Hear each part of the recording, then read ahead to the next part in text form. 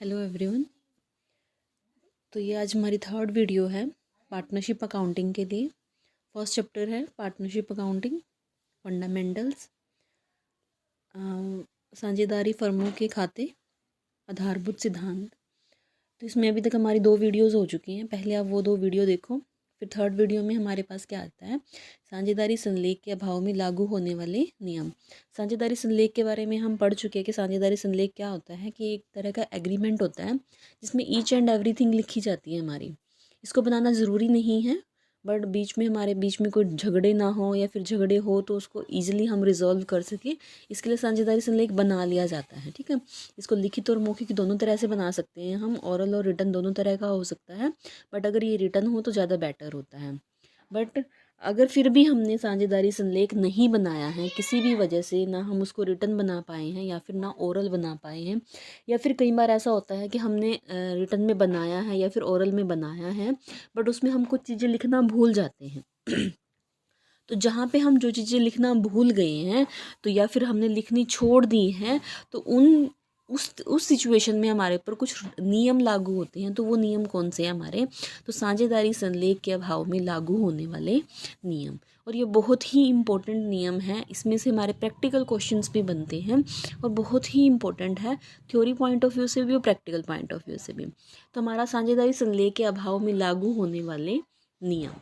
ठीक है, तो साझेदारी संलेख अगर हमने नहीं बनाया है, मौखिक समझौता भी नहीं है, या फिर अगर कुछ विशेष बातें उसमें हमने नहीं लिखी है, तो साझेदारी अधिनियम 1932 के कुछ नियम लागू होते हैं। ठीक है, साझेदारी पे जो अधिनियम लागू होता है 1932, तो वो हमें कुछ नियम बताता है जो हमें लागू करने पड़ेंगे अगर हमने पहले से कुछ डिसाइड नहीं किया हुआ है। तो उसमें फर्स्ट है हमारा कि लाभ हानि के विभाजन का अनुपात। तो लाभ हानि विभाजन का जो अनुपात है वो कैसा होगा, इक्वल होगा। कैसा होगा, इक्वल होगा। तो साझेदारों की जो पूंजी है, चाहे उन्होंने कितनी भी पूंजी लगाई है, किसी ने ज़्यादा लगाई है, कम लगाई है, किसी ने ज़्यादा काम किया है, कम काम किया है, सभी के बीच में जो लाभ और हानि है उसका विभाजन कैसे होगा, इक्वली किया जाएगा। ठीक है, चाहे उनके बीच में कुछ भी उनकी पूंजी कुछ भी है जो डिसाइडेड है, अगर डिसाइडेड है तो ये बात आएगी ही नहीं। अगर डिसाइडेड है तो उसी रेशो में बांटा जाएगा। अगर हमने पहले से कुछ डिसाइड नहीं किया है तो वो कैसे डिस्ट्रीब्यूट होगा, इक्वली डिस्ट्रीब्यूट होगा। ये चीज़ आपने याद रखनी है। सेकंड जो कंडीशन आती है वो है पूंजी पर ब्याज।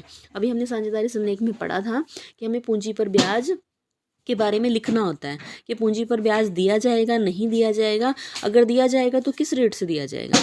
अगर पूंजी पर ब्याज के बारे में कुछ भी वर्णन नहीं है, हमने कुछ भी डिसाइड नहीं किया है, तो साझेदारों को पूंजी पर ब्याज नहीं दिया जाएगा। ठीक है, परंतु यदि साझेदारी संलेख में ब्याज का प्रावधान है, हमने साझेदारी संलेख में ब्याज के बारे में लिखा है, तो लाभों की सीमा तक ही दिया जाएगा। लाभों की सीमा तक ही दिया जाएगा मतलब क्या है कि जितने लाभ होंगे, अगर लाभ हमारे पास सफिशेंट है तो ही ब्याज दिया जाएगा। अगर लाभ नहीं है, इट मीन्स हमारी हानि है या फिर लाभ कम है, तो उतना ही ब्याज दिया जाएगा जितने हमारे लाभ हैं। अगर हानि है तो कोई भी ब्याज नहीं दिया जाएगा। फिलहाल के लिए हमें सिर्फ इतना याद रखना है कि अगर हमने पार्टनरशिप डीड में पूंजी पर ब्याज के बारे में कुछ भी डिसाइड नहीं किया है तो साझेदारों को पूंजी पर कोई भी ब्याज नहीं दिया जाएगा। ठीक है, थर्ड हमारा आता है आहरण पर ब्याज। तो आहरण पर ब्याज हमें, अगर हमारे पास पहले से हमने कुछ डिसाइड नहीं कर रखा है, पार्टनरशिप डीड में भी इसके बारे में कुछ नहीं लिख रखा है, तो आहरण पर ब्याज भी नहीं दिया जाएगा। फोर्थ आता है हमारे साझेदारों को वेतन।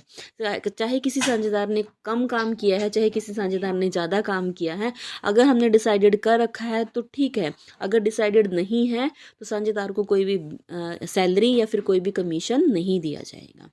नेक्स्ट आता है ऋण पर ब्याज। ये चीज़ हम पहले भी स्टडी कर चुके हैं कि अगर किसी साझेदार ने फर्म को लोन दिया हुआ है तो ये उसका अधिकार है कि उसको उसके ऊपर क्या मिलेगा, इंटरेस्ट मिलेगा। ठीक है, तो उसको, क्योंकि उसने वो पूंजी के रूप में नहीं दिया, उसने वो लोन के रूप में दिया है। ठीक है, तो लोन के रूप में अगर उसने दिया है तो उसको ब्याज दिया जाएगा। अगर डिसाइडेड है तो उस रेट से दिया जाएगा। अगर कुछ भी डिसाइडेड नहीं है तो किस रेट से दिया जाएगा, ये हमारा 6% वार्षिक दर से दिया जाएगा, 6% पर एनम की रेट से दिया जाएगा। ये हमारे प्रैक्टिकल क्वेश्चन में भी कई बार क्वेश्चन बन जाता है। जैसे हमें क्वेश्चन में दिया हुआ है कि पार्टनर ने फर्म को लोन दिया हुआ है। अगर पार्टनर ने फर्म को लोन दिया हुआ है, उसमें कोई भी रेट डिसाइडेड नहीं है, कोई भी रेट नहीं लिखी हुई है, तो हम बिना पूछे इसको कितना कर सकते हैं, 6% पर एनम करेंगे इसको। ठीक है, तो ऋण पर ब्याज अवश्य ही दिया जाता है, जरूर दिया जाता है। ठीक है, चाहे क्वेश्चन में उसके बारे में कुछ बताया है या फिर नहीं बताया है, अगर वो एज अ लोन दिया हुआ है तो लोन पे इंटरेस्ट हमें देना ही पड़ेगा, और वो कितना देंगे हम, 6% वार्षिक दर से ब्याज दिया जाएगा। नेक्स्ट आता है हमारा नए साझेदार का प्रवेश। तो ये चीज़ हम पहले भी पढ़ी थी हमने कि जब भी नया साझेदार फर्म में प्रवेश करता है तो वो सभी साझेदारों की सहमति से करता है। अगर वह नए साझेदार पर का प्रवेश पाने का अधिकार नहीं होगा, अगर सभी साझेदार उसके लिए सहमत नहीं है तो नया साझेदार फर्म में प्रवेश नहीं करेगा। जैसे अगर 5 साझेदार है फर्म में, 5 में से 4 सहमत है और 1 सहमत नहीं है, तो भी वो नया साझेदार फर्म में शामिल नहीं हो सकता जब तक सभी साझेदार उसके लिए क्या ना हो, सहमत ना हो। 7वें नंबर पे आता है कारोबार के संचालन में भाग लेने का अधिकार। तो हमारे जितने भी साझेदार है फर्म में, सभी फर्म के संचालन में भाग ले सकते हैं। हम किसी को ये नहीं कह सकते कि तू फर्म के संचालन में भाग नहीं लेगा। अगर वो साझेदार है तो वो फर्म के संचालन में भाग ले सकता है, अगर उसकी इच्छा है, अगर वो चाहता है तो उसको संचालन में भाग लेने का अधिकार होता है। नेक्स्ट जो 8 नंबर है, पुस्तकों का निरीक्षण करने का अधिकार। फर्म की जितनी भी पुस्तकें होती हैं वो फर्म की पुस्तकों का निरीक्षण भी कर सकता है और उसकी एक कॉपी भी ले सकता है, उसकी प्रतिलिपि भी ले सकता है। ठीक है, तो ये जितने भी अधिकार हैं वो सभी साझेदारों को प्राप्त होते हैं, कि चाहे साझेदारी फर्म में लिखे हों या साझेदारी ठहराव में लिखे हों या फिर नहीं लिखे हों। तो उस कंडीशन में अगर साझेदारी ठहराव में ये डिसाइडेड नहीं है कि इन चीज़ों में क्या किया जाएगा, तो उस कंडीशन में ये नियम लागू होते हैं। ठीक है, तो हमारा ऑलमोस्ट सब में नहीं आ रहा है। जैसे लाभ हानि का अनुपात जो है वो क्या होगा, इक्वल होगा। इंटरेस्ट ऑन कैपिटल नहीं दिया जाएगा, इंटरेस्ट ऑन ड्राइंग नहीं दिया जाएगा, कोई सैलरी नहीं दी जाएगी, कोई कमीशन नहीं दिया जाएगा। बट अगर लोन दिया है किसी पार्टनर ने फर्म को, तो किस रेट से हम उसको इंटरेस्ट देंगे, 6% पर एनम की रेट से। ठीक है, उसके बाद क्या आता है हमारा कि वो फर्म में कोई भी नया साझेदार आ रहा है तो वो उसकी सहमति से आना चाहिए। वो फर्म की पुस्तकों का निरीक्षण कर सकता है, संचालन में भाग ले सकता है।